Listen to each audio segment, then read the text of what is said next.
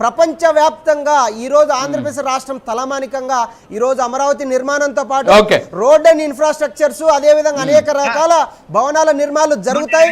ఖచ్చితంగా కేంద్ర పథకాలు కానీ అదే విధంగా బడ్జెట్ కేటాయింపులు భవిష్యత్తులో ఖచ్చితంగా చేస్తారు. భవిష్యత్తులో వెంకటేశ్వర రెడ్డి గారు మాట్లాడండి. నేనేమంటానంటే శంకుస్థాపనలు అనేవి ఇంతకు ముందు కూడా చేశారు, ఇప్పుడు కొత్త ఏం కాదు.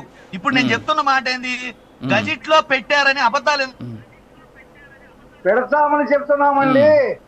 10 సంవత్సరాలు అయిపోయింది కాబట్టి ఇప్పుడు పెడతామని చెప్తున్నా. సార్ ఒకటి వెంకటేశ్వర రెడ్డి గారు, మీరు కేంద్ర ప్రభుత్వము ఏ విధంగా ఎన్ని కేటాయింపులు చేసిందో విషయం తెలుసుకోవాలి. ముఖ్యంగా నిన్న నాగాయలంకలో డిఆర్డిఓ ప్రాజెక్ట్స్ కోసం 1500 కోట్లు కేటాయించడం వాస్తవం కాదా?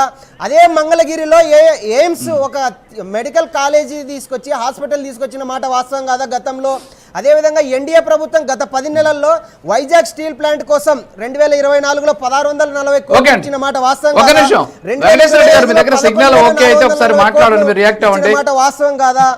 ఈరోజు ఒకటి సార్, తిరుపతి జిల్లాలో కృషి సిటీ కోసం 2139 కోట్ల కేటాయింపు కావచ్చు. అన్ని మనం చూసాము. ఒక్క నిమిషం ఆగండి, అడుగుతున్న మన దగ్గర సమాధానం స్ట్రైట్ కోసం ఆన్సర్ చెప్తాను. చెప్పండి సార్, చెప్పండి వెంకటేశ్వర రెడ్డి గారు. సార్ ఇవన్నీ వెంకటేశ్వర రెడ్డి గారు అడిగిన మాటలకి ఇవన్నీ వాస్తవ రూపాలు సార్. ఒక నిమిషం ఉండండి మల్లికార్జున గారు. నేను అడిగిన సూటి ప్రశ్న ఏంటంటే, ఇప్పటి వరకు రాజధానికి మీరిచ్చిన గ్రాంట్ ఎంత? మీరు రాజధాని విషయంలో మీరు కట్టాల్సిన పనులు, మీరు చట్టంలో పొందుపరిచిన విధంగా మీరు పూర్తి చేయాల్సిన పనులు, మాకు లోన్ ఇవ్వాల్సిన పని ఏంటి సార్? ఒకటి, కేంద్ర ప్రభుత్వం స్పష్టంగా చెప్పింది, వరల్డ్ బ్యాంక్ ద్వారా హడ్కో నిధుల ద్వారా 11,000 కోట్ల కేటాయింపులు చేస్తే రాష్ట్ర ప్రభుత్వం ప్రమేయం లేకుండా కేంద్ర ప్రభుత్వమే కడుతుందని చెప్పి స్పష్టంగా చెప్పింది.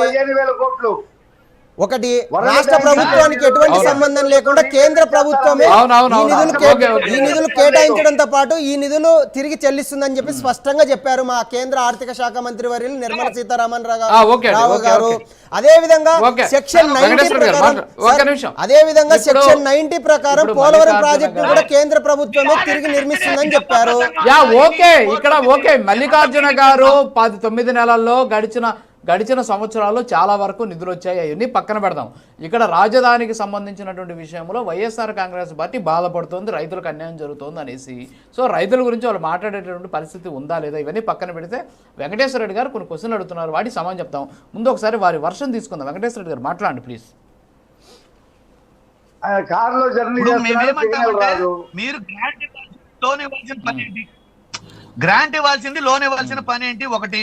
ఇంకొక విషయం ఏంటంటే, రైతులు 33,000 ఎకరాలు, ప్రభుత్వ భూమి 25,000 ఎకరాలు, మొత్తం 55,000 ఎకరాల భూమి అక్కడ అది ఇన్కంప్లీట్ గా ఉంది. ఏది కంప్లీట్ చేయాలి, అందులో కట్టడాలు కానీ నిర్మాణాలు కానీ ఏమీ జరగకుండా మళ్ళీ భూమి 44,000 ఎకరాలు, వీటిని కంప్లీట్ చేసి అవి తీసుకోమని చెప్తున్నాం మేము. రైట్, అలాగే చేస్తాం. ఓకే, అలాగే చేస్తాం. వీటిని అక్కడ 5,000 ఎకరాలు గ్రీన్ ఫీల్డ్ ఏర్పాటు చేద్దాం. వీళ్ళకి రైతులకి 1200 గజాలు 1000 గజాలు ఇట్లా ప్లాట్లు కేటాయించారు. మీరు చేసిన అడవిని ఇప్పుడే కట్ చేసి అన్ని కూడా ప్లాట్లు చదువు చేస్తున్నాం. చదువు చేసిన తర్వాత అడవి ఇస్తే ఏంటి ఉపయోగం? మీరు అడవి పెంచేశారు కదా. రఫీ గారు, నా ప్రశ్న అయిపోయిన తర్వాత మీరు చెప్తారు కానీ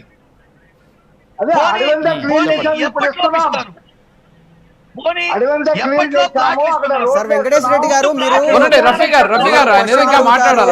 ఆన్సర్ చెప్తే వినే ఓపిక లేదు మీకు.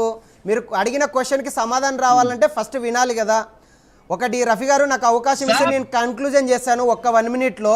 ఈరోజు వెంకటేశ్వర రెడ్డి గారి బాధని, ఆవేదనని, వైఎస్ఆర్సీపీ నాయకుల యొక్క ఆవేదనని మేము ఖచ్చితంగా అర్థం చేసుకుంటాం.